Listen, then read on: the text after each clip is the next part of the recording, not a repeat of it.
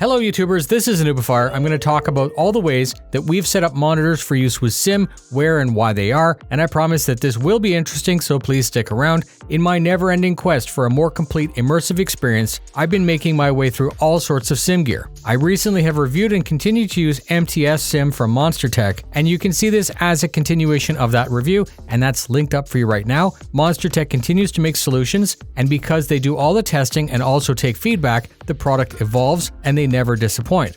This idea is built right into their name, Monster. They're willing to overbuild, which is great for me as I'm never interested or satisfied in average or standard, and they always turn their stuff up to 11.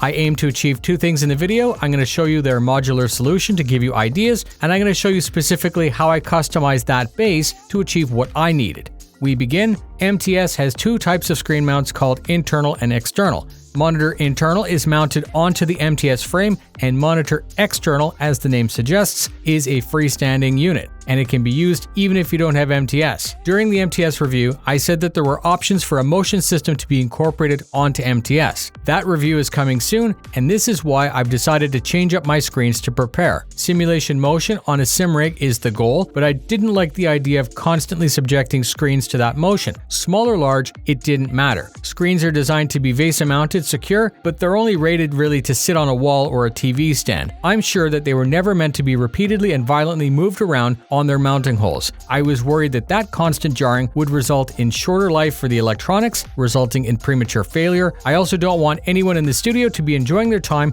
just to end up having a 55-inch flat panel knock them senseless. Mechanical failure was only half the reasoning. Simulation motion. We try to simulate reality. Consider what's going on with what you see when you're driving. The vehicle may be moving, you might be moving, but the IRL horizon is fixed and it doesn't move with you. So it makes more sense to me that the screens would also be fixed. Better experience, safer, less chance of premature damage. And I plan to expand on this part into a lot more detail during the upcoming MTS Motion Sim review.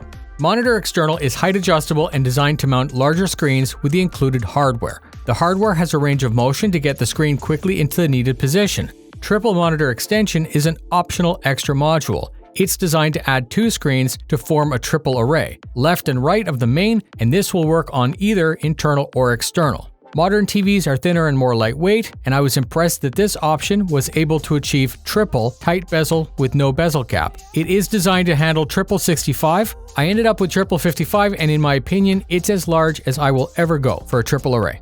Since receiving the prototype, monstertech has added the following design changes. They added an extra set of feet to the rear to achieve better stability. They repositioned the hinges to limit the range of motion, and that means that the screens in this configuration can only be forward and preserve that stable center of gravity. These changes will also prevent expensive or dangerous situations, and it's best that the newest design is as safe and stable as possible. The included rubber feet are adjustable to level on an uneven floor. They ensure that the mount will stay in place, but for more convenience, I opted to trade those out for casters. A set of 4 casters on Amazon was like $20, and they were a direct substitute for those rubber feet. This lets me more easily move the heavy system around to perform adjustments or just for ease of cleaning.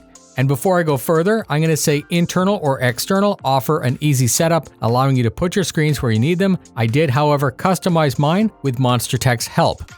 I'm going to first speak about MTS for Flight, which is Star Citizen, DCS, and Microsoft Flight. Flight sim with motion on a supported game will need a wider footprint because of the extra width of the legs, so I asked monstertech for a set of custom wider profiles that were 166 centimeters instead of 78. I decided to hide some Philips Hue lighting behind the screens to make the studio look awesome. Against the brick, there are 2 lights facing up and 1 facing down. This specific model of Hue has 2 small threads on the back, and by adding a rubber washer, I can slide it down the profile during assembly and they sit flush on the bar, as if they were designed to be there. Simply hide the wire down the channel with some cable ties and you're done. My stands, as I said, are now on locking casters. These wheels now also let me move it wherever I might need for anything such as watching movies or as a second screen for the stream. It's still height adjustable and on wheels, so now it's even more flexible. When I spoke about the weight balance with monstertech, they addressed my concern by including small rear-mounted feet. These are optional and really great if the TV isn't flush against a wall somewhere, but if your TV is against a wall, you can remove them if you need. I also added extra brackets to support, and this is not because I was worried about the strength, but because there's a $4,500 TV on this stand and 3 $2,000 TVs on the other. It cost me nothing to add this, and it makes me more happy that I have a little bit more security. I'm going to talk about the triple now. It's a little bit more complex, but has all of the same things as the 77-inch. There were actually 3 ways that I could achieve this. First, I could use a single stand plus the optional arms to hold triple 55. The second would be that I would mount each TV onto their own stand. This was originally what I thought I would do, and it would provide extra flexibility. If one or more needed to be moved elsewhere, it would be very simple to move them. I decided against this because of how the feet would interfere with each other, so I ended up concepting a third solution, which ultimately became my solution. Based off the standard design, just like I did for flight, I asked for longer custom lengths to be cut for the central parts. The 107cm length was exactly the width of the panel, less 80mm. The legs would be flush with the sides of the TV, just like on the 77-inch.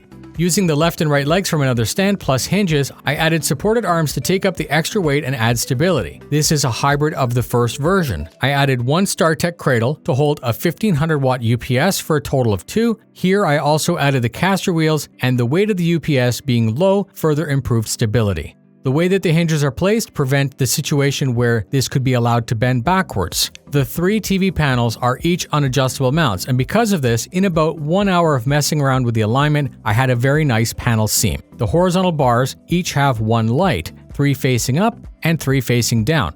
There are 2 power bars, each attached to a UPS, 1 on both sides. Everything now plugs into those bars with short wires. The wires are secure to manage with cable ties all over. This is super easy to work on and very easy to add or subtract as needed. For video signal wires, as a rule, if you want to have high resolution at high refresh rates, you should choose the shortest possible wire. I wanted the wires to be below 1 meter or 3 feet. To achieve this, it was decided that the computer needed to be mounted high up, behind the middle screen in that natural void that it makes with the wall. Didn't want to build a shelf on the wall, so I fabricated a shelf out of profile, and the PC is now secured to it to the back with bolts.